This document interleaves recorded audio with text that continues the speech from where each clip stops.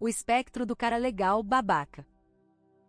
Eu sei, muito já foi dito sobre o cara legal vs o babaca. Eu acho que um dos alvos mais fáceis para o repúdio ao jogo é a terminologia. É muito fácil aplicar definições subjetivas a arquétipos como cara legal ou babaca. A resposta binária padrão é geralmente: então, eu tenho que ser um babaca completo o tempo todo, ou as garotas não se sentirão atraídas por mim? Esquece isso, cara, eu não quero jogar esse jogo. Você pode vasculhar qualquer número de páginas de conselhos que eu tenha oferecido, e ler eu dizer repetidas vezes aos rapazes para entrar em contato com o seu babaca interior. No entanto, em qualquer um dos meus posts, eu nunca afirmo para se tornar um babaca de fato. As duas perguntas mais comuns para as quais me pedem conselhos são: por que as garotas amam tantos babacas? E a frase como eu saio da friendzone. Ambas ilustram diferentes fins de um espectro. Tente pensar desta forma: em um extremo do espectro você tem o babaca consumado. Ele é desagradável, um idiota, beira o abuso, mas as mulheres correm para o cara em massa. No extremo oposto da escala, temos o cara legal ao extremo, que faz e incorpora tudo que qualquer garota já lhe disse que ele precisa se tornar para alcançar sua intimidade, e internalizou esse condicionamento de capacho em sua própria personalidade. Esse é o cara que passará incontáveis horas ao telefone sendo amigo de uma garota, ou gastando fortunas em presentes para ela, a fim de comprar a aprovação dela. Eu acho que é importante olhar para as raízes dos termos babaca e cara legal. Não podemos esquecer que essas caracterizações existem porque as mulheres deram a elas esses nomes e classificações com base em suas próprias avaliações comuns. As mulheres definiram esses termos, os caras simplesmente fizeram a associação com eles. Nós tendemos a vê-los como paródias ou caricaturas. Babaca abusivo e espancador de mulher ou cara legal capacho. Esses são dois extremos do espectro, e ao considerá-los após avaliações sinceras, o erro é cair em uma interpretação binária do tipo tudo ou nada.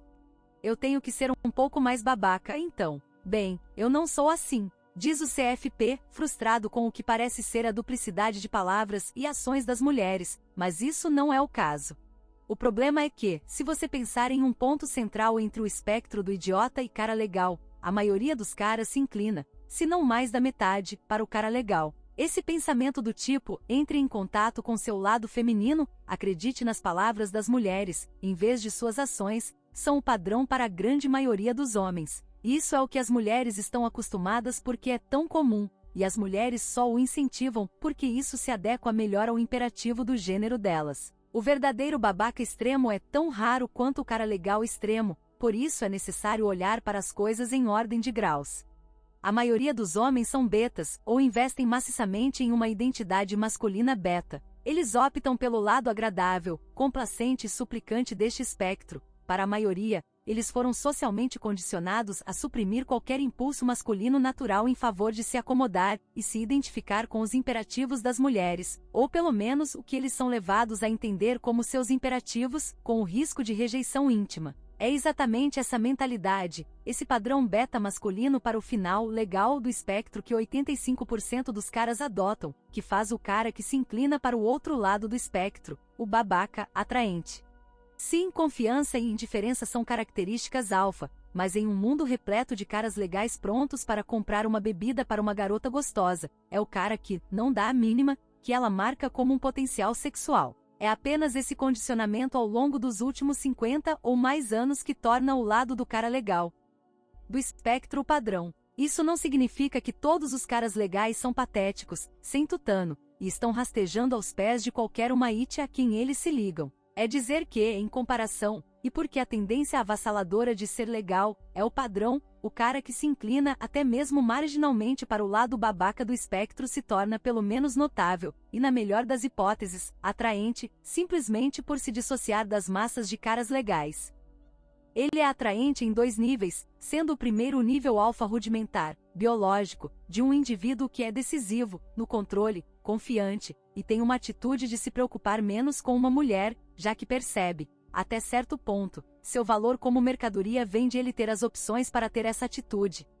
A segunda é que o cara que se inclina é uma vaca roxa em um campo de vacas legais, pálidas e sem graça. Ele é notável, e isso também faz dele um homem digno de competição feminina, o que reforça seu senso de ter opções. Ele não é um agressor, ele não é um manipulador perse, mas ele tende a se colocar antes e acima, às vezes inocentemente, às vezes insensivelmente, das mulheres que são atraídas por ele. A ironia de tudo isso é que o CFP acha que essa situação está ao contrário. Ele acredita que caras bonzinhos são a anomalia em um mar de babacas. É claro que ele acredita nisso porque tudo sobre o que as suas amigas falam são seus namorados babacas, e como ele é um cara legal por ser um bom ouvinte.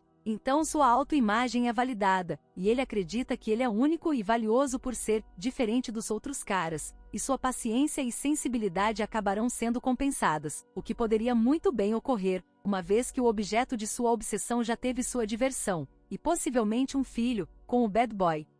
Uma nova ordem mundial de babacas. Outra crítica feita ao jogo é um medo que caras legais levarão esta lição a sério e se tornarão uma nova onda social de idiotas intoleráveis. O medo é uma nova geração de idiotas arrogantes, não sendo eles mesmos, tudo para fazer sexo. Eu entendo o medo de uma massa de homens mudando radicalmente suas personalidades em direção ao lado babaca do espectro de acordo com as comunidades de PUA ou MRA, ativistas dos direitos dos homens. Deixe-me ser o primeiro a dizer que esses medos são infundados.